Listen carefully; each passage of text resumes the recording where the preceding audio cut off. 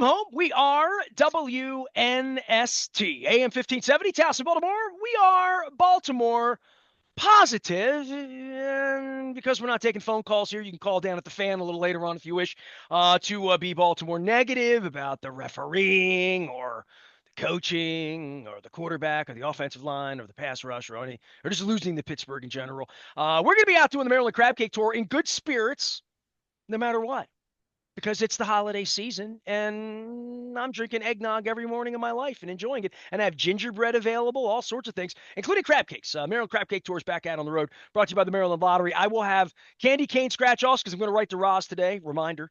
And then on Thursday, we'll be at Di Pasquale's in the morning. I'm shuttling guests in and out. And then Friday, no problem getting guests at Honey's at Halethorpe. I got a full house over there for our first appearance over there. I'm going to have some pot stickers. I'm going to have some great Asian food. I'm going to talk about some Asian cuisine as well, as have some crab cakes and some crab dip as well. No chili for me in Cincinnati next week, but it was chilly in Baltimore on Sunday where Luke, I'm tired of talking about him losing, and I certainly, I put the post-game radio on. I went over because I'm locked out, and I was texting back and forth with Mike Tomlin after the game. So I had my post-game. You know how Sunday Night Football goes to the locker room? Yeah, I figured it out with Tomlin. But I went and got some pizza at Pizza John's, and I listened to the post-game. And it's real easy after this one to go into the referee hole, right? And that's not what you and I do. It's not what you and I do. You're already nodding out on the video. But I've been thinking about this because you and I did not do radio in the aftermath on Sunday night. We waited a few hours, kind of slept on it a little bit, awakened before the chickens and the crows on Monday morning. And I'm going to give you what was that show on ESPN? First Take. Go ahead. You get First Take. Luke Jones for the win. Well, I'll go back to what I wrote at BaltimorePositive.com, and I started off with the officiating because it is a big story because the rest of the league's talking about it. I was talking about it Sunday night, was talking about it Monday morning, right? Those two overturned fourth quarter calls would have been even more infuriating in an alternate timeline. Had the Ravens been the team we all thought they were going to be in 2025 and they were duking it out with Buffalo, or maybe Kansas City wouldn't also be 6-7 right now, and they'd be fighting it out for the number one seed and home field advantage. You'd be infuriated about that if you're a Ravens fan, and fans are still ticked off, and I understand that because regardless of the ramifications, I don't know how you reconcile the ruling that Aaron Rodgers catches his own deflection on a ball that looked like it was going to be intercepted by Teddy Buchanan, and the Ravens have the ball at least in field goal range right off the bat. And the decision to overturn Isaiah Likely's go-ahead touchdown with 2:43 to play. I mean, right off the bat, I just want to clarify that. I agree with all the frustration there. I would be infuriated if I were a Ravens fan looking at that, and if this team were the team we all thought they were going to be. And that was the difference between maybe being the number one seed and having home field and imagine if maybe you're being betting the on number this two. Stuff, though, right? You're betting on this stuff, too. Sure. So that's the other part of this, because that really is where the angst comes in for a lot of people are bleeding heart. We got to win. It's the 25th anniversary of the Ravens, like all of that. And we got screwed. And even Jason Garrett, it's Sunday night. They got screwed 3 times. And I'm sure that, the talking heads, Stephen A., everybody will be at it all week long in regard to that. But there is the point where, like, they lost. It can't mask the truth that is becoming more and more clear and has become abundantly clear these last 2 weeks when the Ravens just dropped back-to-back home division games. This team at best is painfully mediocre. Painfully mediocre. And that's probably a nice terminology when you're talking about a team that's under 500 as we're going into the second week of December. They're just not a good football team. And we can keep sitting here until we're blue in the face talking about, well, what about the rest of the AFC and Kansas City this and Buffalo that and New England's not that good and Denver's not that good. The Ravens aren't good. They have one win all season long against a team that currently has a winning record. I mean, it's what it is. They're not a good football team. I'm not saying they're the worst in the league or they're the Browns, but they're not a good football team. And fans can sit there and keep waiting for this team to show up, the team that Vegas thought was the Super Bowl favorite and the team so many people were picking to represent the AFC. I mean, maybe you can do that when they're sitting at home in January. I don't know, but I can't let Everybody those. on TV thinks they're making the playoffs. Well, I That's the mean, crazy thing. I'm they like, based on what? Losing to Pittsburgh, Cincinnati, well, but because like, Pittsburgh's not good either, and that brings me to my second point. Beyond just the fact that saying that the Ravens are painfully mediocre, not a good football team, however you want to categorize them, that's not good. They're 6-7, right? What do they do well? And we'll get to the specifics of the game, but my other point, my big takeaway from Sunday's game, and bear hang with me here, is how equally matched these teams looked, how similar they looked. Nestor, that's not a compliment to the Baltimore Ravens. That's not a compliment to the Pittsburgh Steelers, who are exactly what they've been for years now, which is a fringe playoff team that no one thinks is going to make any noise at all in January. A team that hasn't won a playoff game in nearly a decade. TJ Watt's never won a playoff game. And the Ravens have fallen to their level. That it's a knock on the Ravens and what we continue to wait for them to be that they're not, more so than a compliment to the Steelers. And look, let me be clear. Pittsburgh deserves credit for coming into Baltimore and beating the Ravens. They made more plays than the Ravens right off the bat.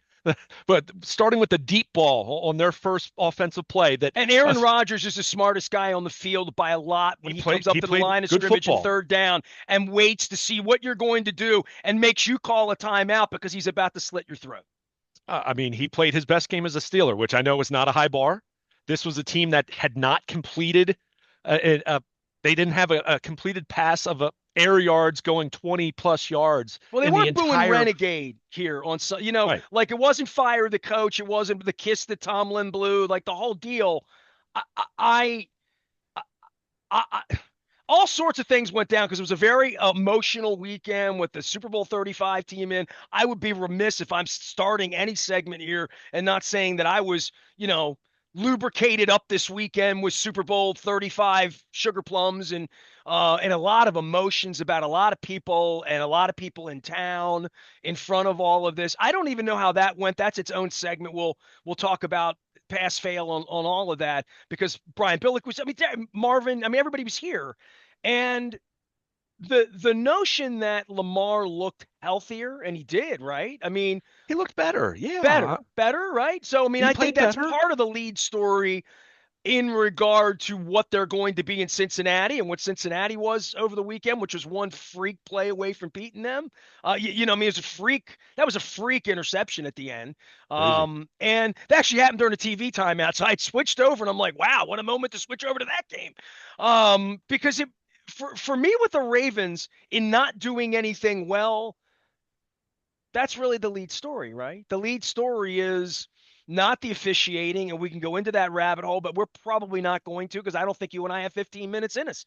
I acknowledge it right off the bat. I don't understand, right? I don't understand how Aaron Rodgers catches the deflection, and that's deemed a catch, and Isaiah Likely isn't. But I don't know what else to say about that, and I certainly am not going to sit here and complain about that for 2 hours, with all of our segments and completely ignore the fact that this just isn't a good football team. It's like I said, my big takeaway is the last few years when the Ravens have lost games to the Steelers, right? And that's happened. But we've all agreed that generally speaking, when you're talking in a big picture sense, the Ravens have been the superior team to the Steelers for several years now. When Lamar Jackson's been healthy. Because they've had a quarterback, right? Right. They've been the better team. They've had the better record. They've won the division more frequently, all that, but right? But you will say that the Steelers and Tomlin have kept this thing together over a decade without a premium quarterback. Last 3 years of Roethlisberger, it was a little bit like where Aaron Rodgers is right now. At least 6 or 7 years. Sure. Yeah. So, but their defense was always thought to be, it could be elite. They had some great players, but it's always been good enough to make games 23-21, at least against us, right? At least in the division, to be slapping around that you're always playing them at Christmas. The game always matters. It's always a knockout punch for somebody. And this year, the schedule maker made 2 of them. There's still another one of these coming the last week in Pittsburgh. And it's made the season interesting, I think, in the realm of, do you really believe in New England and Denver? And the Ravens are going to get to test New England in, about 13 days, right? So they'll figure that out. But the notion that whoever wins the division is going to get a home playoff game and they're going to see a team, Buffalo, won't be Probably Jacksonville at this Buffalo. point. It'll be Probably Buffalo. Buffalo. Yeah. Yeah, okay. Fair enough. But yeah, I mean, but just to continue my point, it felt like in recent years when the Ravens would lose to Pittsburgh, it felt like the Ravens were dropping down a couple levels from what we'd seen over the course of the season, and they'd get beat. And Pittsburgh deserved credit. Any given Sunday, week to week league, we understand all those talking points. But what we've seen the Ravens largely be since the first 3.5 quarters of the Buffalo game, right? I mean, that's the only time all year for more than a couple drives here or there where the Ravens at all, in my mind and in my eyes, resembled the Super Bowl contender that they were last year and the year before and 2019. Like, we haven't seen that dynamic team all year, right? We just haven't. We've seen bits and pieces of things looking good for a quarter or two, and that's about it. But Sunday felt much more like these two teams are in the same weight class, right? This wasn't the Ravens. Middleweights. This wasn't the Ravens just, having a bad day. This is kind of what the Ravens have been. I mean, to your point, we saw a better version of Lamar Jackson, especially in the second half. The offense was better in the second half. Now, let's be clear. I'm not saying that what we saw from Lamar Jackson was anything close to the two-time MVP, best player on the planet kind of Lamar Jackson that we've seen. I mean, he's still not that guy. And the problem is they need that guy at this point, because you're talking about a team that now, at least in terms of not having to rely on a ton of help, kind of has to win out, right? I mean, if they win out. He didn't feel like he had any Superman qualities on Sunday, that it felt like that burst of speed, that electricity. It was better, but it's still clunky, still inconsistent, right? I mean, look at the 2-minute offense at the end of the game was awful. I mean, just awful. And that's not just Lamar. I mean, just the entire operation. It was slow. Guys weren't lining up properly. I mean, that shouldn't be happening in week 14, Nestor. You know that, especially for a team that fancies itself even a playoff contender, let alone a Super Bowl contender. I had somebody I really, really respect, and I don't make things up on the radio after 30 years, who came up to me on Friday night. He was in a position of no, who said to me, this person's not in a position of no. This person is in a position of no and how. Came up to me, sober. This was it was that kind of party if you wanted it to be, but this was just us talking. And he said to me, they don't have good coaches. Well, that's literally what he said to me. And I think you probably know who said that to me, but they don't have good coaches, man. And I'm like, So, this whole thing, man, I do wonder where it goes, because our fans, tell me I'm wrong, but I don't think our fans would ever yell, fire Harbaugh, fire. I don't think we'll ever hear that in the stadium. I don't know. Maybe. I don't know. I mean, I listened to the BAL postgame show, poor Keith Mills and Testoni's boy, over there. Like, I don't know. And there'll be no calling for it at WBAL, because that will not be allowed, because Dan Juris will allow that sort of thing over there, and Ravens.com. Like, I don't know where the end is, but this is sort of thuddy. And you got a quarterback. You got what Tomlin doesn't have. The Bengals are going to come to me. The Bengals again in the offseason, and they'll be the Bengals, the Bungles, whatever, but they still have the quarterback. I mean, that was obvious in the snow running around, at 4-8 or whatever the hell they were when the game started, that this division and where they are, I don't know where the heart transplant comes here, because that's why they dealt for Roquan Smith, right? Because they didn't have enough leadership, because Marlon Humphrey is a pretend leader, always has been. I don't know where Ronnie Stanley is. Lamar,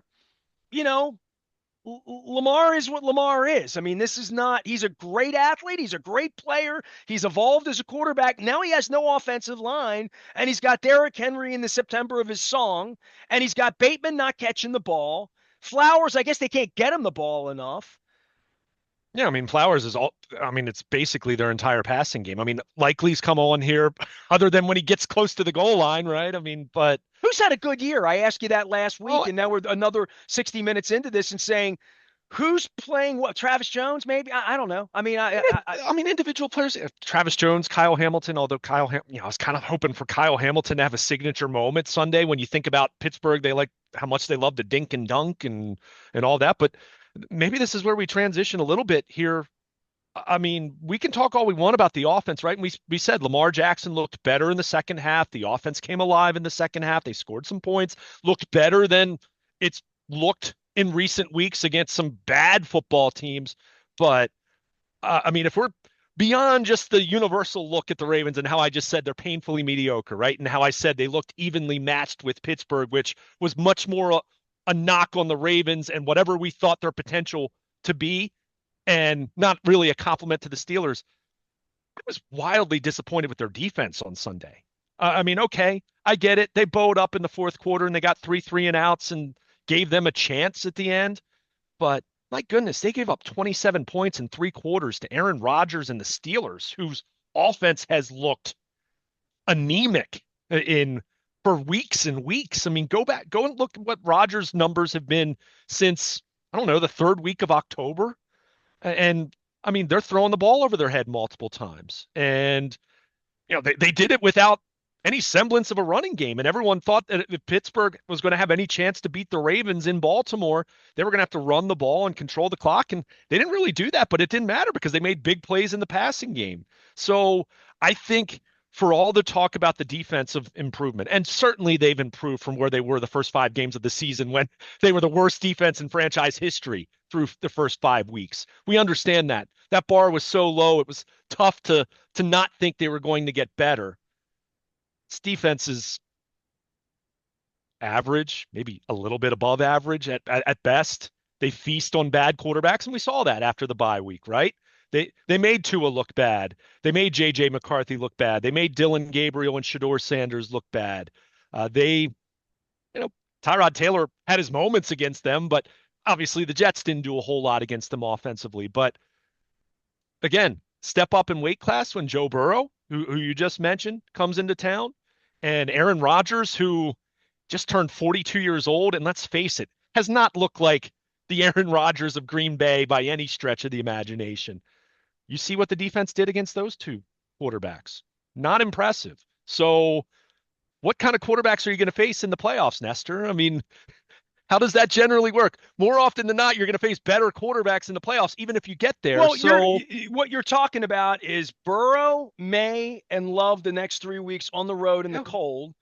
And I don't know. Two of those three on the road, right? You can't name 3 quarterbacks better in the league than that. And I don't even want to hear about Mahomes right now. And put Josh Allen in there, you'll see him. Hey, if you win enough, you'll earn a ticket to see him. You'll get to see him probably in the wild card round. Yeah. So that's where I look at this thing. And I said it to you a few days ago when we were breaking down this game. I said to you, ultimately, I'm going with the Ravens because I think the Ravens defense is the best unit on either side of the ball for either team. That was not the case on Sunday. So kind of goes back to the point that you just made.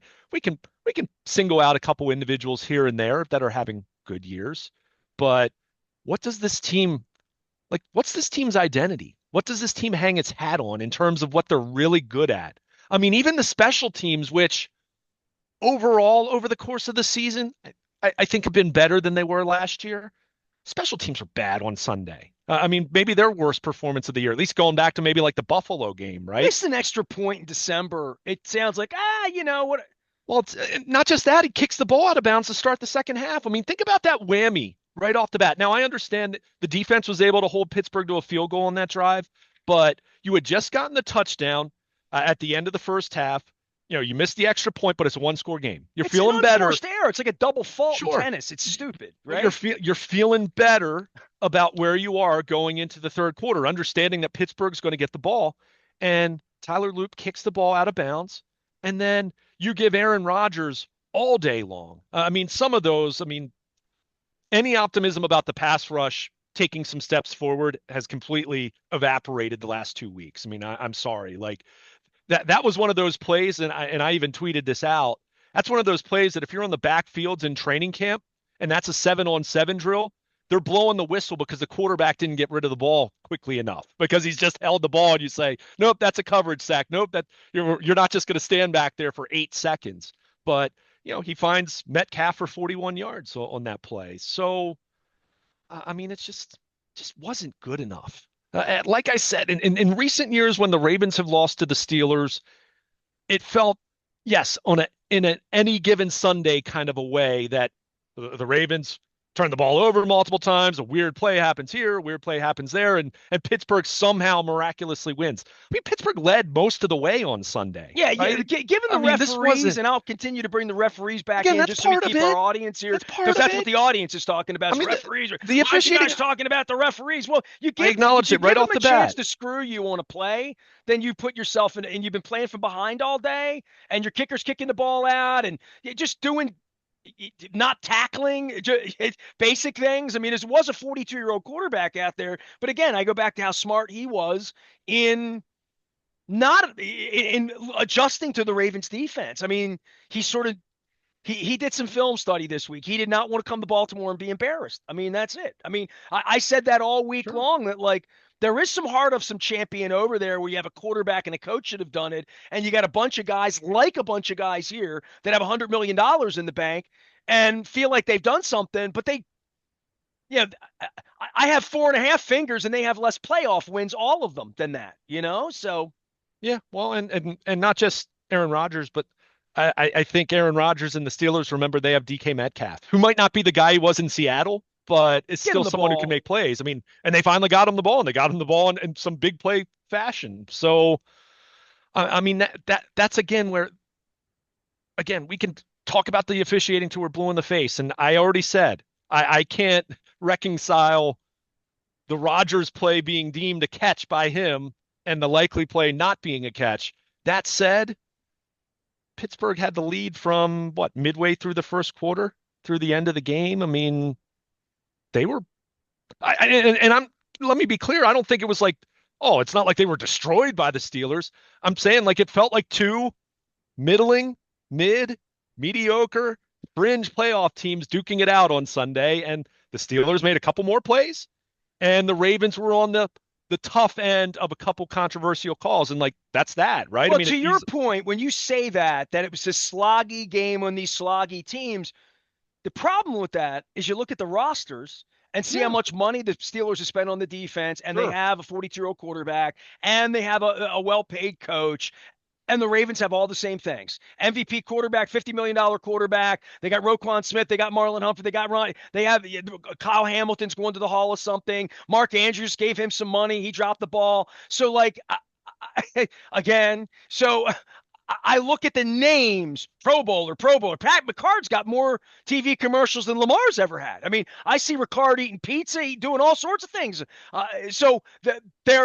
These guys are core guys in both of these cities, whether it's Hayward and Watt and, that whole group in Pittsburgh, to say neither one of these operations are any good, but to the fan bases, and I think to the general media and gamblers, especially on the Ravens side of things, people are still looking at the Ravens roster and saying, well, they got Lamar, they got Derrick Henry, they got D-Hop, they're just going to they're going to find a way to win the division. And I'm like, what way is that? Beating New England, beating Green Bay, going to Pittsburgh and winning?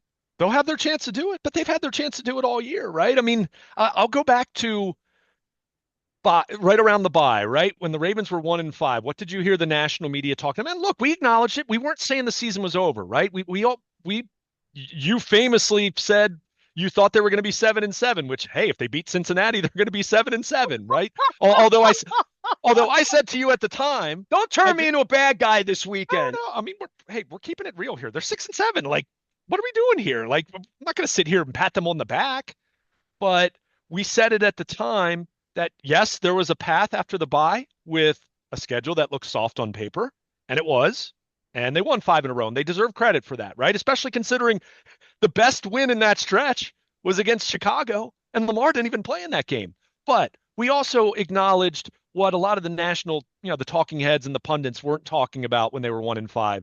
It was the injuries really, really, truly didn't pile up until they were well on their way to being 1-3 in Kansas City, right?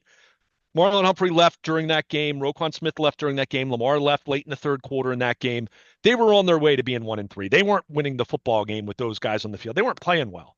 So it goes back to they were 1-3 with Lamar Jackson at that point in time.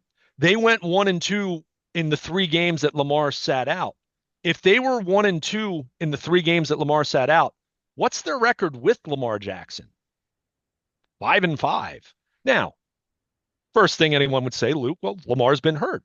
I fully acknowledge that, right? But at the same time, you look at their roster, it's not as though they've been completely decimated and shredded by season-ending injuries. The Matabike one, I will give you, no question about that. They have missed him a bunch because the pass rush was one of those elements that we talked about going into the season, wondering if it was going to be good enough, and you lost your best pass rusher. So I fully acknowledge that.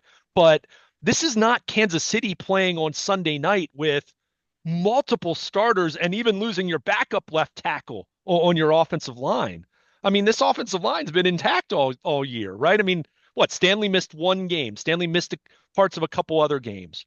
But it's not as though, like, when Aaron Schatz puts out the adjusted games lost due to injury list, which he usually does in like March, the Ravens aren't going to be anywhere close to the top in that, right? I mean, they're not, maybe not as healthy as they were last year, but they've still been healthier than a lot of teams out there. I mean, go look at what the state of Buffalo's defense is right now, with missing Ed Oliver, and they were down a couple other guys on Sunday. So injuries are part of it. And look, Lamar Jackson being banged up and missing time and not being 100%, that's absolutely zapped the Ravens of some of their ceiling. But at the same time, it goes back to the point that you just made. You still look at this roster and you see all these Pro Bowl players and all these high-priced players and high-profile players, and it's really tough to look at this football team and say that the sum is as great as their parts. I mean, and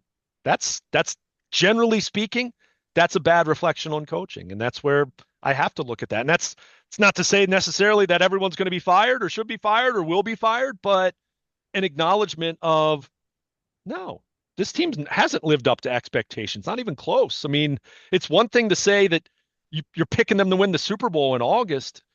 I mean, they're 6-7. I mean, they're at a point now where, is there a path still? Yeah, of course there is, because the AFC North's not good. And I still don't think Pittsburgh is very good, but you're not good. I mean, they're not good. I mean, like, it's just, they have one win all season against a team that had a winning record, that has a winning record right now. I mean, they have a couple other wins where you'd say, all right, well, maybe that looks a little bit better now. You know, Miami's played better since the Ravens won down there on Thursday night and they canned the GM, but I mean, they're just not good. I look at the Not good. conference and I'm like, oh my God, these teams are 2-3 wins ahead of them in this wild card thing. They're having how many teams are better than them is the way I'm looking at it. And I'm like, and how many 6-7 teams I look at and say that team stinks. Miami, well, Yeah. they might finish with Same a better record. record than the Ravens. Yeah. I mean, it's and again, that goes back to what I Better said. hope we're not talking about draft picks 2 weeks from now. That's all I'm saying. You know what I mean? Like, literally, right?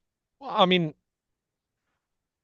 I think this still has the feel to me. And look, I told you last week I wasn't a big believer. I don't believe in this football team. I mean, I just don't. That said, that doesn't mean they're necessarily going to lose out.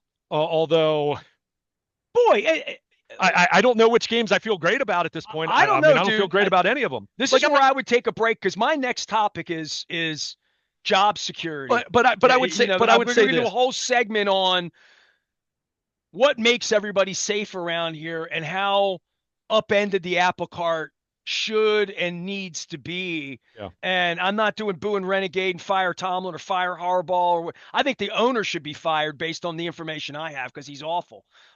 Just in a general, just the Super Bowl 35 weekend, the empty seats, the bad look, just Harbaugh's demeanor about all of it, just gross. You just all of it. And I know things that I know that I shouldn't know, that, well, maybe I should know them.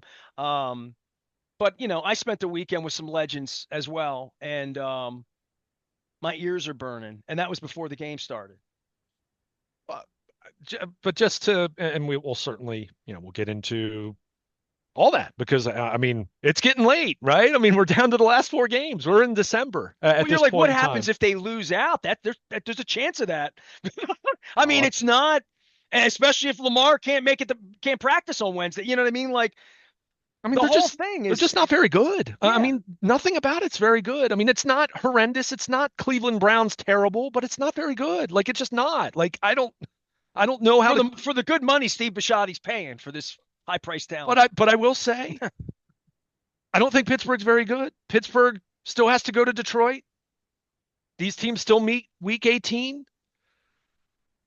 Do I think Pittsburgh's going to have the division locked up with 2 weeks to go? No, No, I don't you really think you're feel going to that way. Pittsburgh on January 4th, right? Yeah, yeah, Probably. yeah. That said, And I think the, it might be the 8 o'clock Sunday night it game might that be. like it's going to It wind up might being. be. It's going to have stakes. I mean, That's I'll bet anything right now that it will have a stake in the division. That's a big football game amongst two lousy teams for the rights to play next week at home against the Bills. Right? That's yeah. pretty much the way this is going to break But down. that said, fully acknowledging that, do I think? I mean, do I think the Ravens are going to win out? No. Do I think they could lose three of their last four? Absolutely. I mean, like, Well, what are they going to do the next 3 weeks? They're going to go yeah, 2-1. Pittsburgh can go 1-2. If Pittsburgh goes 2-1, they go 2-1. What I mean, if Pittsburgh goes 3-0 and they go 1-2? The game means nothing. I mean, Pittsburgh has Miami at home Monday night, like this coming Monday night. Dolphins are playing way better. They're in Pittsburgh. You would think they'll certainly be favored in that game. They go to Detroit, I know the one but thing: the Dolphins would be cold on the sidelines. yes, they go to Detroit, but I mean, Detroit's defense at this point in time now with Brian Branch gone, they go to Cleveland. I mean, the Browns, my goodness, losing to the Titans. Oh my goodness. I mean, for Can even you for the imagine the Browns, Browns bloody the Steelers' nose that you've week seen while it the happen. Ravens lose in Green Bay, forcing that would be so this year that the Where Steelers were back in, and like at that point, they're playing for the division, and the winner's 9-8, right? I they're mean, like both that's 8-8, right? yeah. Yeah. So look, there's a path. It's possible. The season is not over, no matter how it feels. But I don't believe in this football team. I just don't. And that's where I kind of go back to the lead where, yeah, you can be mad about the officiating, and I get that. And I am scratching my head along with everyone else. And that's the kindest way I could put it. But I also can't build up the rage that as though this team was duking it out for the number one seed or was a serious Super Bowl contender. They look nothing like that. They are they are the definition of paper champions in 2025. I mean, it's If Harbaugh's what it being is. honest, he could pull his guys in and say, "We gave the refs a chance to screw us." Sure. And I hope that was part of the message because yeah, because if you were truly worth what you thought you were to be as a football team, I mean, you should beat the Pittsburgh Steelers. I mean, they ran At for two. home with the Yeah, Super Bowl at 35 home. champs I in the mean, house. back to Yeah. back home AFC North losses on the same day that you honored your first Super Bowl team. I mean, that's and as you pointed out, we'll get into it. I know that's for another conversation. The empty seats. I mean, just bad, just bad. To use John Harbaugh's term from a decade ago, below the bar. I received some confirmation over the weekend, and I'm going to close with this, and we'll come back and we'll get into it. We're going to talk about coaching. We're going to talk about the freaking refs. We'll talk about all that, right? I got some information over the weekend. Do you know the word I've used to describe the organization many times? I've used a word begins with an S, ends with a Y, sleazy. And sleazy is where I'm going to leave it. And I think as I traverse the city, and this is really disconcerting to me as we get to the holidays, right? And I'm wearing my purple curio, shirt, and I'll get my orange one out. How people feel about the Orioles, and you and I talked a lot about that last week in regard to Birdland and in regard to whatever. I'm gonna say damage control. They don't even acknowledge the damage. The Orioles. They're a last place team, 500,000. They don't even acknowledge it. And the Ravens have this smell of arrogance about them at every. I mean, just to breathe the air of Sashi Brown or Steve Bisciotti or DeCosta at this point, who used to be a dude, used to sit in my house, used to have coffee with me 5 times a year, used to be my friend, used to be a professional relationship that had some meat to it. All of that has fallen apart. The Super Bowl 35 champs came in, and almost half of them acknowledge before they went to the stadium on Sunday, it's not the way it used to be. I saw them on Friday night. They're asking me, what's up with the empty seats? What's up with this? What's up with Harbaugh? What's up? What's up? Like all of this. The people that don't know the players, the people that own car dealerships 1,000 miles away and are off living their lives, doing other things, having a beautiful life. Almost all of them, although there's been a lot of tragedy involved with the Super Bowl 35 team, just in a general sense, as I'm sitting at a table with Trent Dilfer and Brandon Stokely, right? And you start to consider what they've been through with their families. Jay Lou, two seconds away, up to the sky. So there's been real humanity amongst these 50 something and 60 something year old humans to come back. And my 30-year relationship with these men and their wives, many of their wives, I had more fun with their wives than I did with them in some degree because they wanted to hang out with each other. And the wives were over talking to me because they remember me from 30 years ago. So there's a familial feel of that Modell feeling that I felt on Friday night that I haven't felt in years, Luke, years around the joy of the team. And I know there are a lot of people still hanging on, buying their PSLs, and Moeller's up in 513, and I see my boy Jeff, and some people buy tickets. I've had a lot of people say over the recent years, I'm giving mine up, I'm selling, whatever, I'm getting too old, too tired, whatever. But the backfill of the next generation, my kid who's your age, who doesn't want to go, and I want to talk more about that because sleazy, sleazy is not a nice word. It's not a word. I'm a wordsmith. I looked up the synonyms. I have AI. My clone helped me. I, Sleazy's like, that's not a word I use. And I've used it and it's been backlash to me on it. And then I find that information, confirm information, just about all of it. And that really it sickens me, and it sickens me to see the empty seats, and that they have to put up on their billboards when to cheer when the Steelers are in town, and then the Steelers score, and the television lit up with terrible towels, and I'm like, ooh, that's a bad television look. I'm not there. I realize the Steelers fans are all sitting behind the bench or trying to, but there are Steelers fans everywhere. They weren't just behind the bench. Um, and not that that's a cardinal sin that their fans want to get in, but the fact that our fans don't want to get in week after week after week, and that their brand manager is Chad Steele, like who's never been in front of a mic, who doesn't stand in front of the brand, who doesn't speak. The one who speaks is the coach. And half the time he's a prick and he's in a bad mood because they're losing. And the whole look of it, the ads I get served, their social media, the ticket ads in the middle of the games, come be a part of it. Come be a part of the sensation of the power. Blah, blah, blah. And the real men who built it and the people who stood upon this to fill it and create enthusiasm. And yes, I'm pointing at myself because I found only 1,000 barn pictures from back in the era where they were 4-12 and wearing purple Barney uniforms and were a joke and Art's getting kicked by the dogs. That's the team that won the Super Bowl. That's what rallied all of this. That's what's kept people in the upper deck for the last 25 years. The hope of that and that feeling that you had. And, it's a Barry Manilow song. I've been up, down, trying to get that feeling again.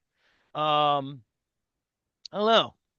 That feeling doesn't feel like it's going to come back in the next 5 weeks. And if they get a game against the Bills on the 11th, it ain't going to feel like the Broncos game did in 2001. It ain't going to feel like the Colts game did in 06. I don't even know if it's going to feel like the Chiefs game did 3 years ago because the disappointments stack up on the field, off the field, the officiating, the gambling, all the things you and I say, God, what happened to the league? What happened to the presentation of the game? What happened to somebody on the radio in this city being able to criticize them without getting their press credential taken away?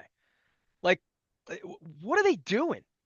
So that's a question for Bisciotti because I hope he doesn't have like that. What's that blind spot on the internet where you're web blindness? You don't see the ads, that you don't see the empty seats, you don't see the standings, you don't see the fact that people don't want to come to your games.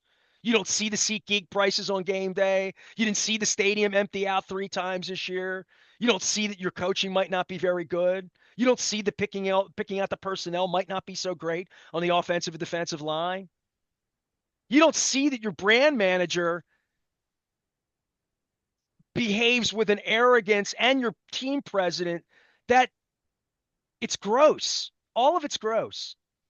So I'll leave it at that. And we'll come back talk some more football because I need to go off on that because the team's 6-7, and I just learned some information this weekend that's just disturbing to me. So I'm Nestor. He's Luke. He'll have plenty more to say about football, and I'll come back and try to not be cranky because we're Baltimore positive, and even though we're not in first place.